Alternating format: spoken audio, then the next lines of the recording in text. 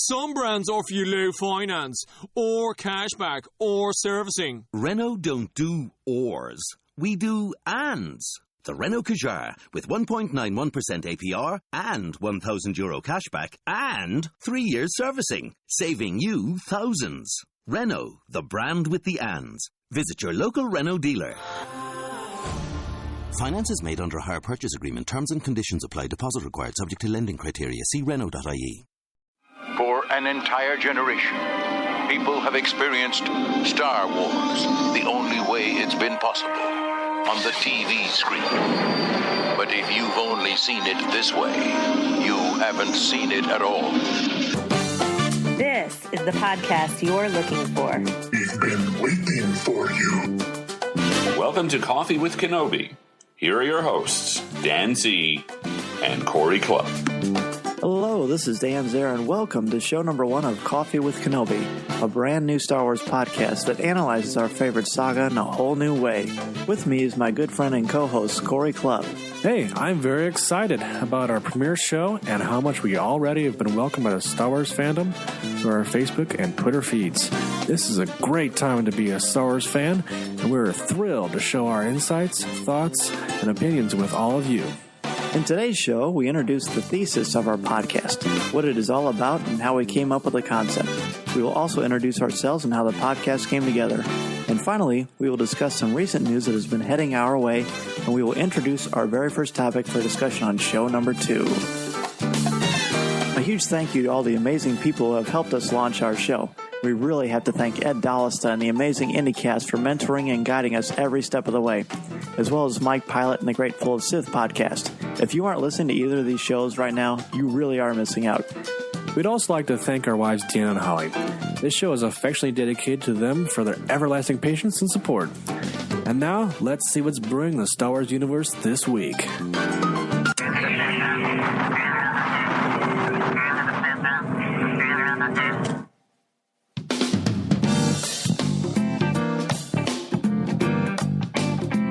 Our first news story comes courtesy of Entertainment Weekly in regards to John Williams scoring Episode 7. Entertainment Weekly asks J.J. Abrams, can you talk a little bit about Michael Giacchino's music, and will he be scoring Star Wars 2 or not? And I'm paraphrasing here, but they basically say, Michael Giacchino is an incredible composer who I was lucky enough to begin working with on Alias.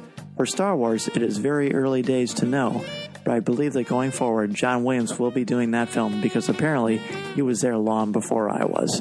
And I know that they're having a little bit of fun with this, and it is rumor, but it doesn't really feel like rumor, and I don't think you'll find a Star Wars fan alive that will not be excited about John Williams scoring Star Wars Episode 7. I completely agree. And even I think John Williams himself had actually said that he would love to do it if they approached him.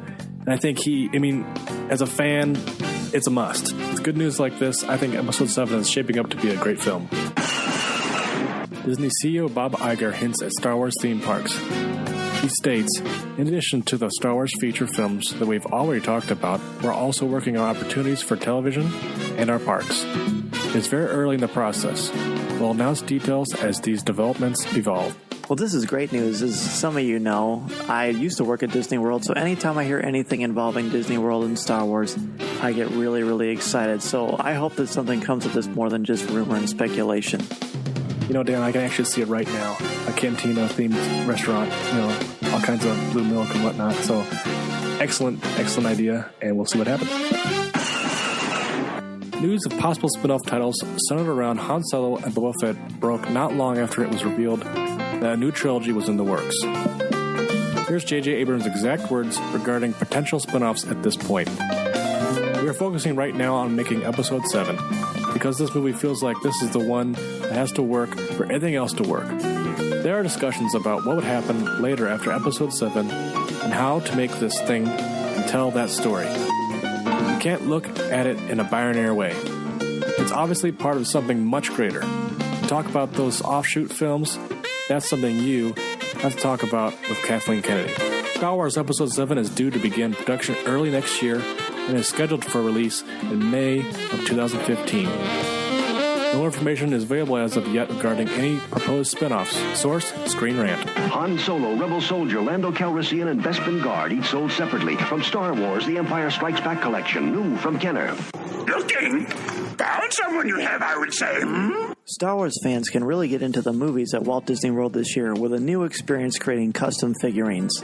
Following the success of last year's Carbon Freeze Me experience, which put a fan likeness on Han Solo's body frozen in carbonite from The Empire Strikes Back, at this year's Star Wars Weekends event at Disney's Hollywood Studios theme park, Disney will be offering a chance to create custom stormtroopers featuring fan faces. I think this is like the coolest thing. It's almost worth it to fly down there or drive down there. You can get a stormtrooper action figure with your face on the body. Are you kidding me? I think that's awesome. Basically, it's a 10-minute experience using high-resolution 3D face scanners to capture the likeness, then sent to a 3D to produce a figurine shipped 4 to 6 weeks later. This figurine stands approximately 7 1/4 inches tall, including the base, which measures 4 inches wide by 2.5 inches long. The Carbon Freeze Me experience will be offered once again this year as well. A Carbon Freeze Me light-up band or a Stormtrooper button will be giving out the day of the experience. The price for either Star Wars Detect Me experience is $99.95 plus shipping and sales tax, around $120 total. To book either experience, call 407-WDW-TECH. That's 407-939-8324. Availability is only during Star Wars Weekends 2013. That's May the 17th to the 19th, May 24th to the 26th, May 31st to June 2nd, and June 7th to June 9th. And this is all courtesy of InsideTheMagic.net.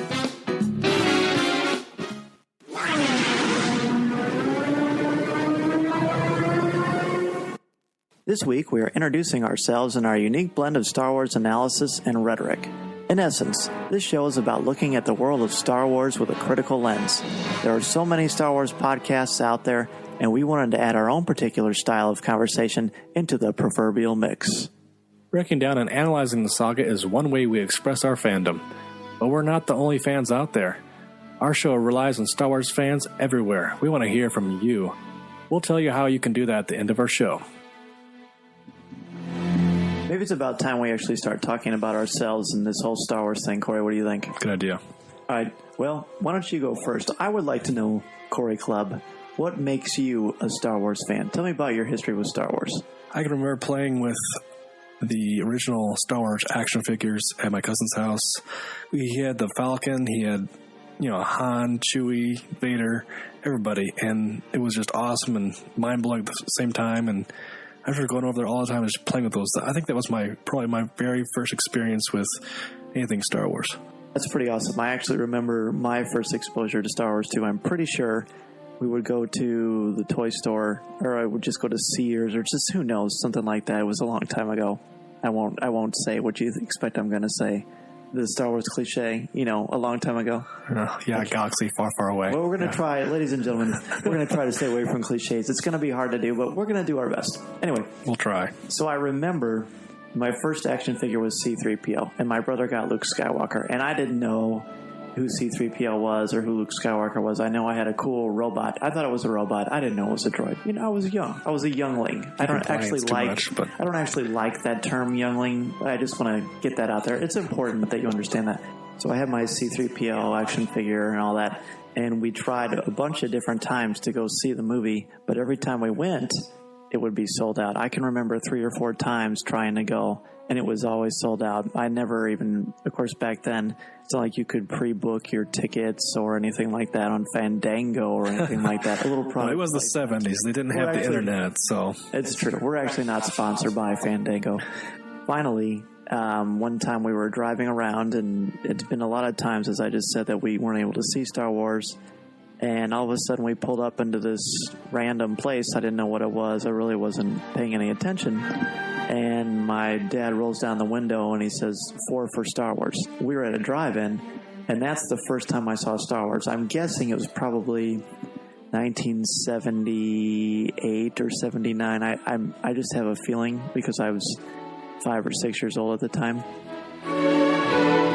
So then it started, and I just remember having my mouth wide open and just staring at the screen, completely mesmerized. And everybody tells the same story when they first see Star Wars and they see A New Hope.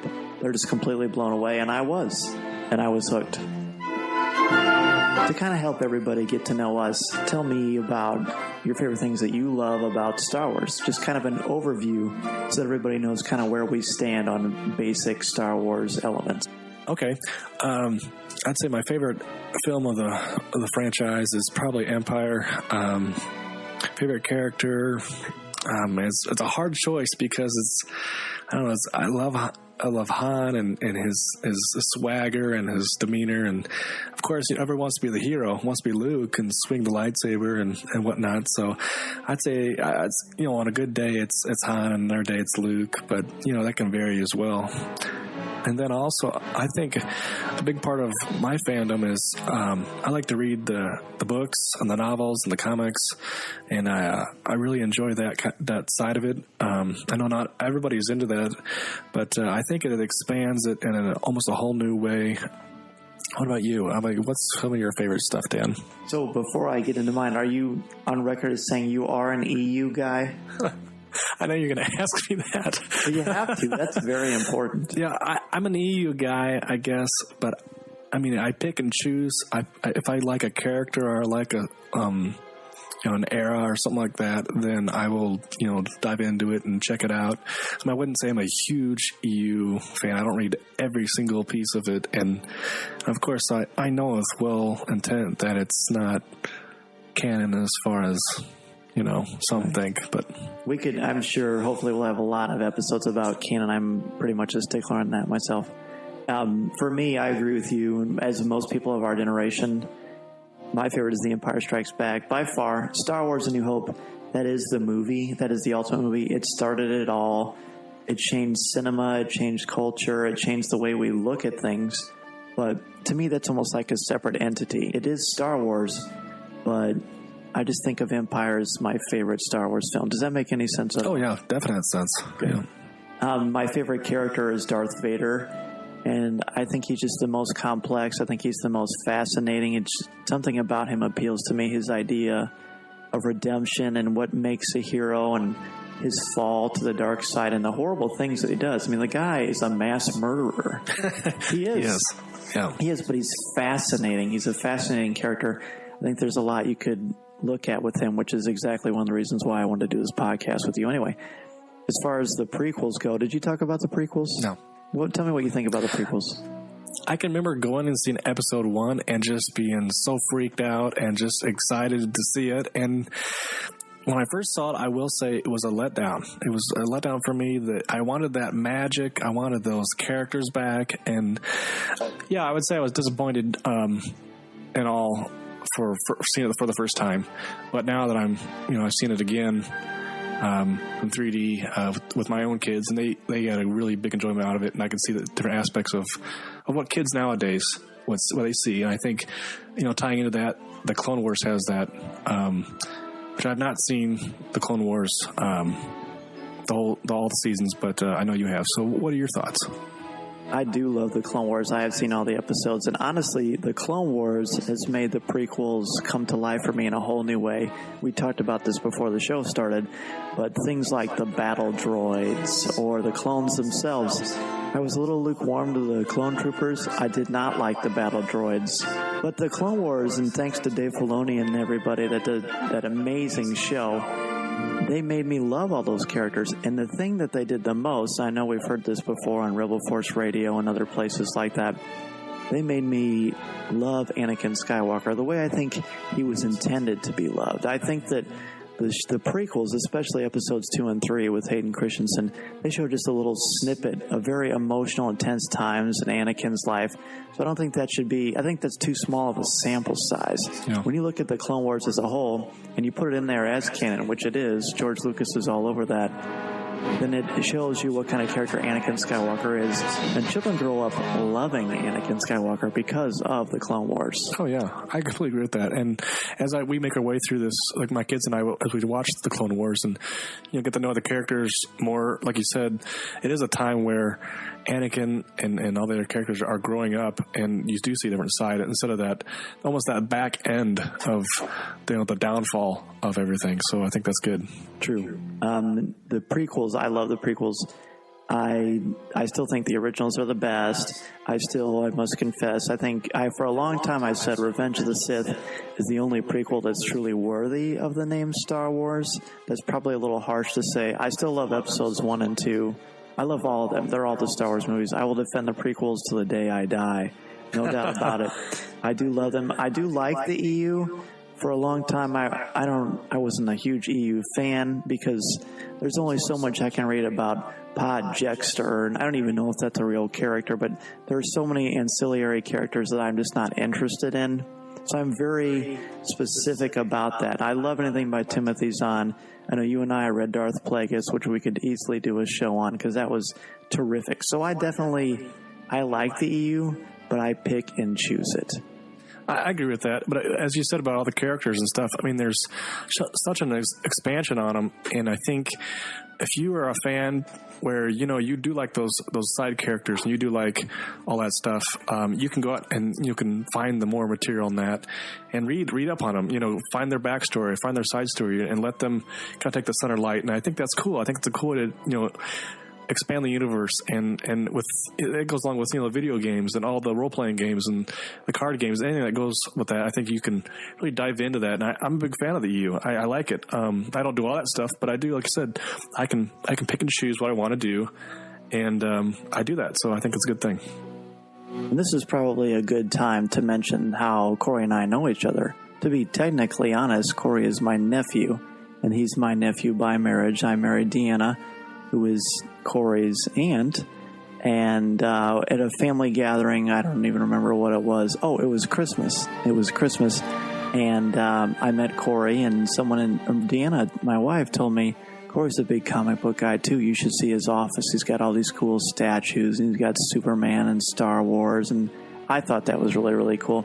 So he and I talked when we'd see each other at family gatherings, and then Corey was the guy who broke the news to me about Lucasfilm being purchased by Disney and about Episode 7 being made, and I couldn't believe that. He posted that on my wall on Facebook, and I was just through the roof. I couldn't believe it. So at that point, Corey and I would text each other and talk through Facebook and all that, and we decided we needed to get together and we needed to chat. Yeah, I distinctly remember that it was, I think, over some coffee and at Starbucks that we talked about just hanging out and talking about all things geek. And I know multiple times we had said, we should just record this and just start talking. And we couldn't, it was hard to decide on a topic, but we just kept landing over and over again on Star Wars, and it was easy. So. Yes, and then we started the process of names and designs and things like that. And fortunately, you are a graphic designer and an incredibly talented one if you've seen the artwork, obviously. So he was doing that, and we were trying to think of a name, and I didn't really know what I wanted it to say. I'm not really good at coming up with those names.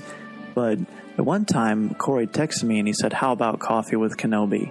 And I'm an English teacher, and I love alliteration, and Coffee with Kenobi is perfect.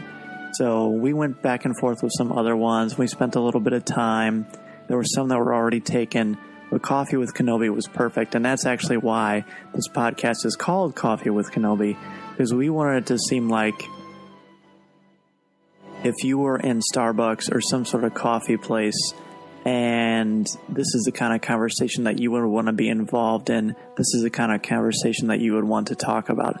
So then we moved on to the actual design of the logo. It was during spring break, and you and I were texting back and forth, and we were getting excited, and we knew we had the name Coffee with Kenobi, or we were pretty sure we had the name Coffee with Kenobi. And then one day, out of the blue, you sent me a picture. Hey, I was playing with some designs. It was a coffee cup with Coffee with Kenobi, and the font was really cool, and I was really excited about it. And we went through many different versions of that, probably, 15, 20, maybe 25 different versions, back and forth all the time. And we just couldn't quite figure out the actual design. I think we were driving each other crazy because we are perfectionists, as Corey said, and we wanted to make it perfect. And at one point, I mentioned that I love the Millennium Falcon, and wouldn't it be cool to do something with that? The next thing I know, he sends me this perfect picture of the Falcon swooshing around in the cup with the Jedi symbol, and we were set. Yeah, I agree. I think it was a lot of a back and forth for us. But we both have input on it. We both had great designs, and the final product was just amazing. I think it was fun. And again, it was collaboration between that got us doing this.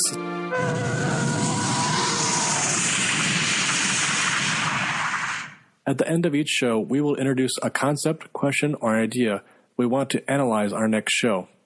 We will present the question and allow for approximately 2 weeks of online debate and insights from our fans via Facebook, Twitter, and email. We will address the responses and read the comments on the next show. Everything is done with the purpose of analyzing the saga with a high-level perspective and outlook. And that can only happen with your opinions and insights. For Coffee with Kenobi, we will discuss higher-level topics and questions that are not fact-based, yes or no questions with easy answers. They feature multiple answers that can be proven based on knowledge of the content. For example, what color is Luke's lightsaber in Return of the Jedi is fun, but not higher level. A better example would be, why is color important in regards to lightsabers? What does it signify for each character, and what does that tell us about the characterization of each lightsaber wielder? On show number 2, we will discuss the Disney-Lucas merger and what you think about everything that's been going on in the Star Wars universe. I like the sound of that.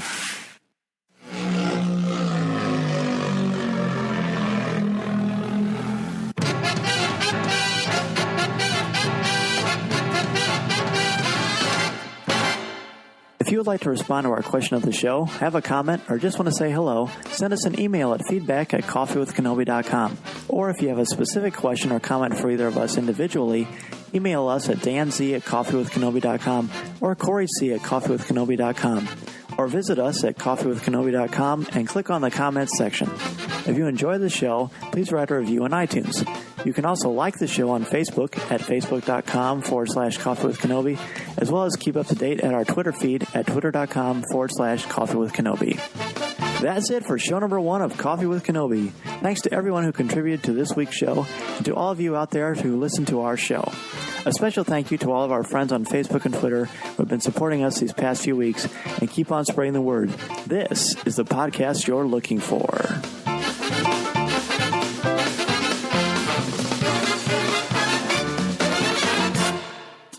This podcast is not endorsed by Walt Disney Company or Lucasfilm, and is intended for entertainment and informational purposes only. The original Star Wars website can be found at www.starwars.com. Star Wars, all names and sounds and all other Star Wars related items are registered trademarks and or copyrights of Disney and their respective trademarks and copyright holders. Coffee with Kenobi, unless otherwise indicated.